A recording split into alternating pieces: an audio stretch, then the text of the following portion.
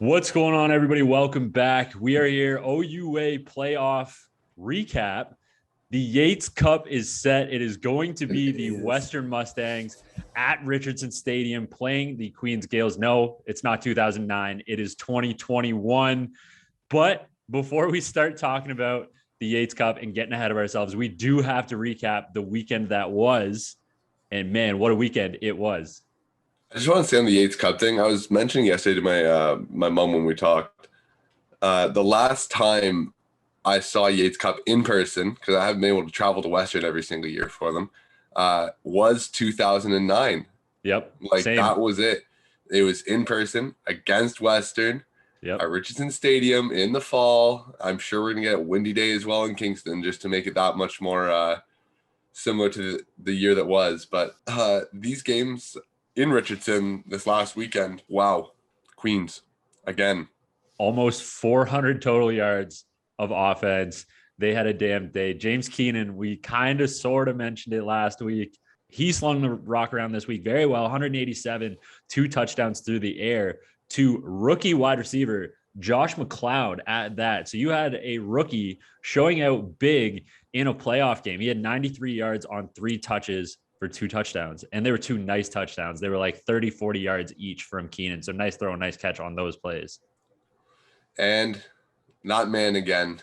How can he be stopped, right? We're going to see next weekend because we'll get there, but that Western defense looks nice. But Rashid Tucker did his thing again. 28, 182, 2 touchdowns on the day. What's wild to me about Rashid Tucker's day, as good as he did run the ball, I mean, obviously we'll talk about that a little bit, but what's wild to me about this Rashid Tucker stat line is if you cross the box score and you look at Ottawa quarterback, Ben Miracle, he had 185 yards and a touchdown in the air. Rashid Tucker had 182 and 2 on the ground. Like, we cannot overstate how ridiculous of a stat line that is. It is, and we're saying it like this because it's so much easier to pick up the yards through the air. Passing the football that's why we do it. It's just easier to get those chunk plays. Running the football for 182 yards is ridiculous. And let's not forget, like, James Keenan also had 187, so he almost outgained every other person on the field by himself. He did have 18 receiving to put him at the 200 total yardage mark, but that kind of contributes to James Keenan's stats as well. So Rashid Tucker was the guy, was the focal point, as we all knew. I was kind of right on the James Keenan letting it rip a little, but they're still giving 28 carries, 28 touches to the big guy in one and gold. But they dominated, 32-15. But the last touchdown was scored by Ottawa at the end of the game, so it's already out of reach by then. Let's talk about Ottawa though, because they did not abandon their run game. 15 carries, 97 yards for JP Simonkinda. They offensively, their stat lines look like they played a consistent and a good game, but that defense for Queens shut them out.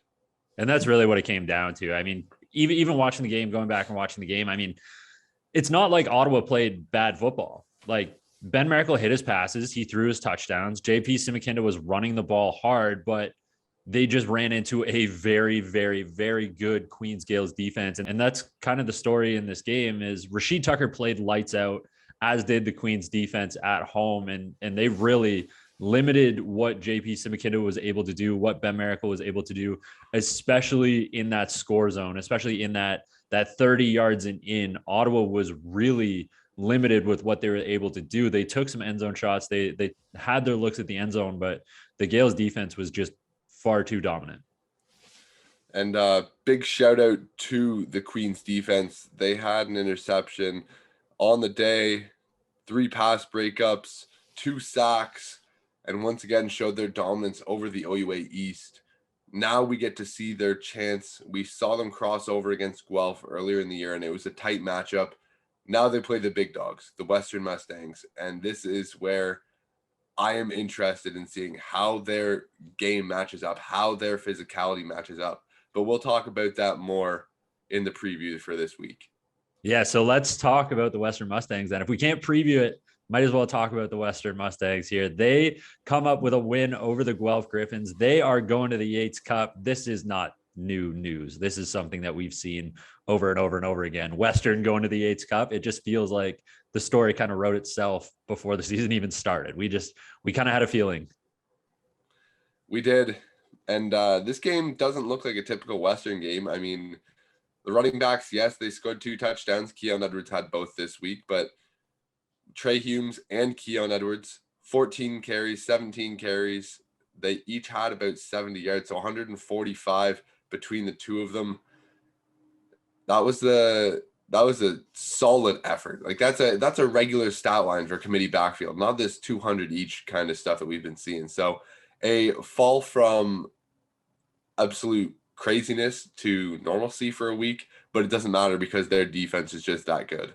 Yeah, and just before we do talk about the defense, like I just want to say, like, for Western to be able to have a week where their backs are, and don't get me wrong, I mean 140 rushing yards between your two backs is still ridiculous, but to have a week where both of your backs are having a quote unquote down week and they're under 100 each and you're still getting it done was very impressive to me. I mean, to not have Trey Humes go for 100 some and then Keon Edwards go for 200 some and still be able to, put together a win like they did was impressive to see. But what really impressed me was this Western Mustangs defense. And it's something that's been impressing all season long, particularly in the form of Deontay Knight, who had a massive day, 7.5 tackles, 2 sacks, 3.5 TFLs. And they held this Guelph Griffins offense to 262 total yards of offense, under 300. And they held Sean Law to 100 even passing, but then Cassetti the third came in and he had 57. So they still were able to hold Guelph as a team to under 200 yards passing. And when we talk about Western, like they didn't create a whole bunch of turnovers this game. They had a fumble. They didn't get a pick this game, but they just shut them down. They took away deep passes. They took away everything over the top. I mean, between the 3 big receivers for Guelph in Dix, Barnes, and Smith, the longest catch between the 3 of them was 18 yards. Like they were just shut out over the top.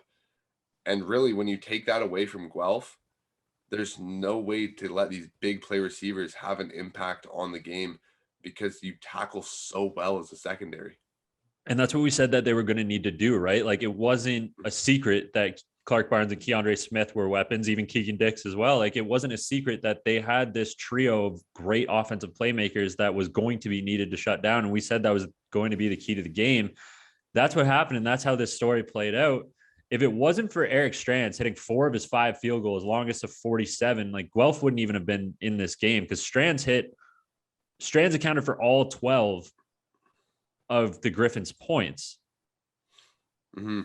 And Western on the other side, like they didn't even win time of possession, but they just consistently scored. Every quarter there was points being put on the board, dominance being shown on the field.